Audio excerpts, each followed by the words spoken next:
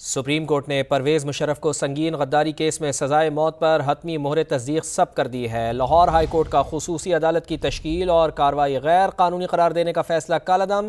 سزائے موت کے خلاف سابق صدر کی اپیل بھی خارج کر دی گئی ہے۔ چیف جسٹس قاضی فائز عیسیٰ کی سربراہی میں 4 رکنی بینچ نے متفقہ فیصلہ سنا دیا ہے۔ خصوصی عدالت کا سزا کا فیصلہ برقرار۔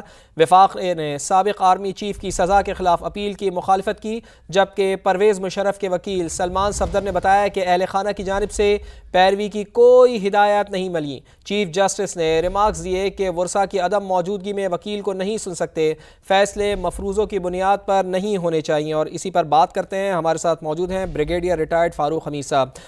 فاروق صاحب، بہت شکریہ آپ کے وقت کے لیے۔ اس معاملے پر کیا کہتے ہیں آپ؟ بسم اللہ الرحمن الرحیم، بہت شکریہ۔ مجھے آج بہت دکھ ہوا ذاتی طور پہ، پاکستان کے عوام انہوں نے بھی اس کو محسوس کیا ہے کہ جناب جنرل مشرف صاحب اس دنیا سے رخصت ہو گئے، اور اب سپریم کورٹ کو مجھے سمجھ نہیں آتی ہماری آنریبل عدلیہ کو کہ جب پاکستان میں حالات بہتری کی طرف جا رہے ہیں، پاکستان الیکشن کے موڈ میں چلا گیا ہے، تو ایک کنٹروورشل چیز کو جس پہ آلریڈی ایک فیصلہ پہلے آ چکا تھا، اور وہ بھی بہت ہی غلط فیصلہ تھا کہ ڈی چوک پہ لٹکایا جائے گا، اور پھر یہ میں وہ دہرانا بھی نہیں چاہتا ہوں وہ الفاظ، تو مجھے یہ بتائیں کہ اس ماحول کو خراب کرنے کی کیا ضرورت تھی؟ انگریزی میں کہتے ہیں why are you digging old graves, اس کی ضرورت نہیں تھی۔ پاکستان کے مسائل اب وہ جنرل مشرف کا وہ نومبر 3 کی ایمرجنسی نہیں ہے۔ ویسے نومبر 3 کی ایمرجنسی بھی مجھے اچھی طرح یاد ہے۔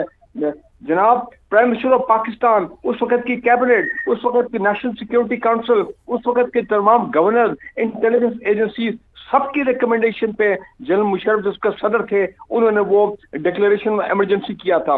لیکن میں یہ سمجھتا ہوں کہ اس سے مجھے حیرانی ہے کہ ہماری آنریبل عدلیہ کیوں بھول گئی ہے کہ ایکچوئل تو 12 اکتوبر 99 والا معاملہ تھا جب انہوں نے ٹیک اوور کیا تھا، تو کیا اس وقت کہ وہ جو ہمارے محترم ججز تھے سپریم کورٹ کے، جنہوں نے ملٹری ٹیک اوور کو ویلیڈیٹ کیا تھا، جنہوں نے جنرل مشرف کو اجازت دی کہ آپ 3 سال کے لیے آپ آئین میں امینڈمنٹ کریں، اس کی کوئی بات ہی کوئی نہیں ہے۔ تو میں سمجھتا ہوں کہ یہ کنٹروورشل کیس کو دوبارہ اکھیڑنا اس کی کوئی ضرورت نہیں تھی۔ اور پھر آپ مجھے یہ بتائیں، سپریم کورٹ مجھے سمجھ نہیں آ رہی کہ ماضی میں کیوں جا رہا ہے؟ بھائی آپ حال کی بات کریں، آپ مستقبل کی بات کریں۔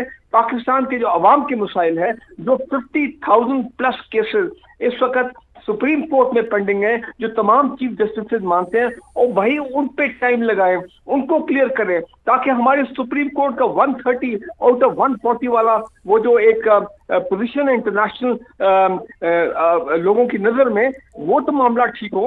تو اس طرح کے آپ کیسز لے کے آئیں گے تو مجھے یہ لگ رہا ہے کہ ایک بائی ڈیزائن ایک ایجنڈے کے تحت یا تو آپ کی کوئی ذاتی اس میں کوئی انٹرسٹ ہے، کوئی سیاسی انٹرسٹ ہے، یا آپ کوئی ملک میں مزید کشیدگی پیدا کرنا چاہتے ہیں جس کی کوئی ضرورت نہیں ہے۔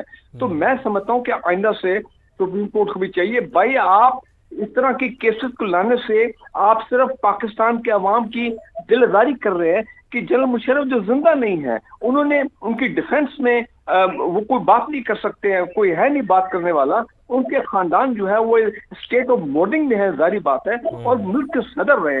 اور میں آپ کو ایک بات بتاؤں، میں اس کو پہلے بھی کئی دفعہ کہا، میں آج بولڈلی آپ کے چینل پہ کہہ رہا ہوں، جنرل مشرف کا وہ جو دور تھا، بے شک ملٹری رول تھا، بے شک انہوں نے NRO دیا تھا، لیکن یہ حقیقت ہے کہ پاکستان کی معیشت بہترین حالت میں جو ٹرن اراؤنڈ کی تھی معیشت نے، جب ان کا دور ختم ہوا، پاکستان کے اوپر 38 ارب اراؤنڈ اباؤٹ بیرونی 38 ارب ڈالر کا بیرونی قرضہ تھا۔ ٹھیک ہے، آپ کا موقف سامنے آیا بریگیڈیئر ریٹائرڈ فاروق حمید صاحب، بہت شکریہ آپ کا۔